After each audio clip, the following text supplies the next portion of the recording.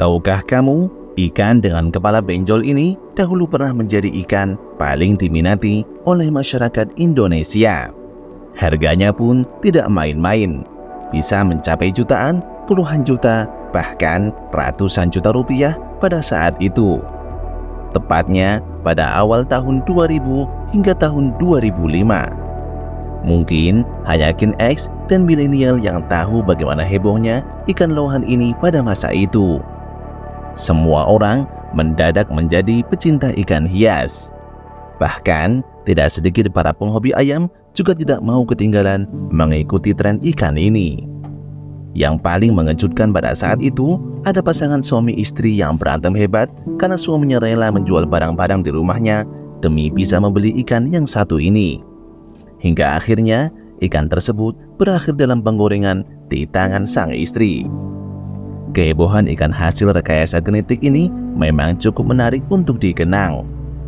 Ada yang beruntung memanfaatkan momen, namun tidak sedikit yang merugi karena FOMO berlebihan. Ikan lohan sebenarnya bukanlah ikan yang bisa ditemukan begitu saja di alam liar.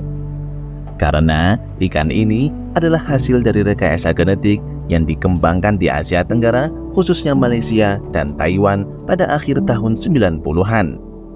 Para ilmuwan menghilangkan berbagai jenis ikan dalam keluarga Cichlidae seperti red devil, hingga akhirnya menghasilkan ikan dengan benjolan besar pada kepalanya.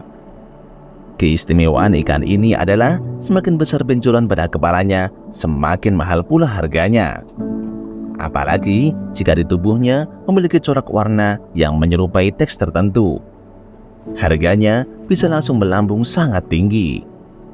Bahkan, ikan tanpa benjolan yang diklaim sebagai ikan lohan juga tetap laku pada saat itu.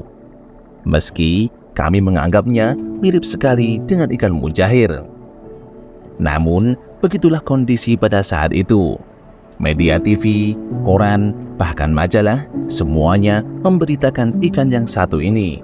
Namun sayangnya, kepopuleran ikan lohan tidak berlangsung lama. Persaingan harga di antara para pedagang mulai tidak lagi bisa dihindari. Harga ikan lohan mulai turun drastis dan banyak masyarakat yang sebelumnya FOMO mulai bosan. Bahkan saat ini ikan lohan dengan benjolan yang besar pun bisa kita dapatkan dengan harga ratusan bahkan puluhan ribu rupiah per ekornya. Kini keberadaan ikan lohan tidak lagi istimewa.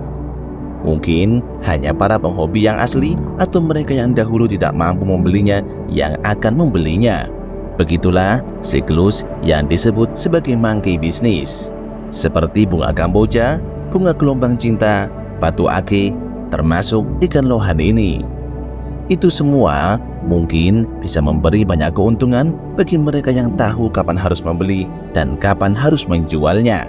Namun juga memberi banyak kerugian bagi orang yang hanya sekedar ikut-ikutan. Bagaimana dengan kalian? Apakah kalian termasuk yang ikut meramaikan tren ikan lohan pada masa itu? Atau jangan-jangan kalian belum lahir pada saat itu?